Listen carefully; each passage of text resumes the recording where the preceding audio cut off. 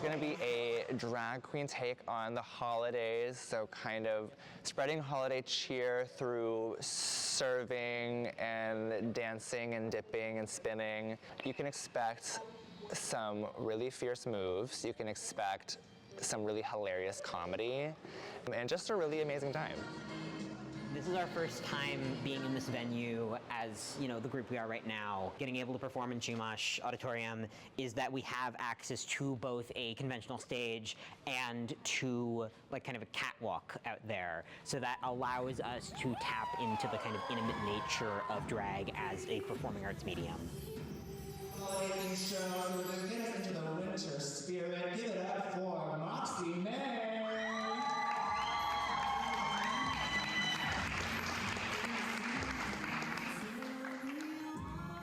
My drag name is Moxie-May. I wanted something with alliteration, something short, sweet, easy. I think it just popped into my head like Moxie as an idea, so I checked it, and on Urban Dictionary it means like confident or like kind of girl boss vibes. So I think that's kind of what I wanted to exude in my drag and just like be a more elevated version of myself in that way.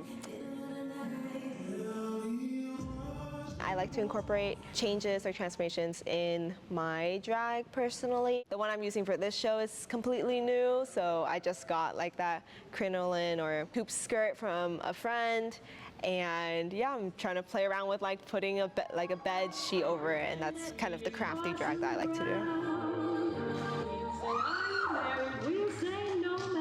I knew I really wanted to join the drag club before even applying to Cal Poly. It was actually one of my reasons for picking the school, because it's kind of rare for a school to have a drag club in the first place. I'm a very intersectional like person with all of my identities, so if I were at another cultural club, I would feel out of place in like some other way, whereas in drag, it's the one place where I really feel like I can be like the most myself, and it's quite intersectional. My favorite thing about drag is that it provides a space where you're a lot less confined.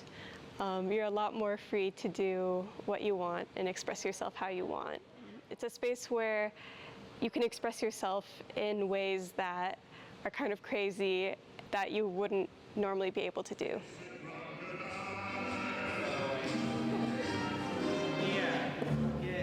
We have people who will give you makeup tips, drag tips, you know, performance tips, and we'll just hype you up. It's a space where you can perform without being judged. Given the choice between the two of you, I'd take the seasick crocodile. First time I did drag ever was at San Francisco Pride in 2014. I think that being in drag club here is helping me get committed. I've always talked about doing drag. I've talked about it for years and never actually done it full out. I just started performing 2 summers ago for real, and it felt amazing. Like, I love performing, and so being here with all the amazing people in drag club has really been helping me to build that confidence to, yes, go out here and do it, because I do love doing it. So I'm most excited for this number that came up where I'm gonna be the gingerbread man, essentially. So it's gonna be the gingerbread man running fast, running so fast he turns into a fierce drag queen.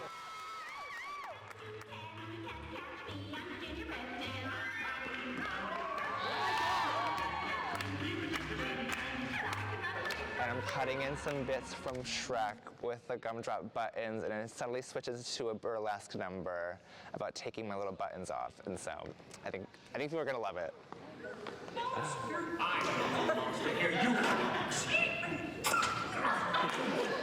I know here in SLO, finding queer community can be a bit more difficult. When I go out in town, there's not really any queer spaces there, so to have somewhere up here where I know will be safe, where I can go full out and everyone's gonna be cheering me on and saying, if I'm like, is this too much? Like, no, it's not enough, and just push me even further. It feels amazing. Give it up for a debuter, Then when RuPaul's Drag Race came out, I felt like it was a gift from heaven where I'm like, ooh, I get to watch it all the time because it was kind of like a niche thing. It's always been like a place where I felt the most community. I didn't, one, know we had a drag club, but two, that they were having a show, and then three, that I could be in it. And so I checked all the boxes and jumped right in.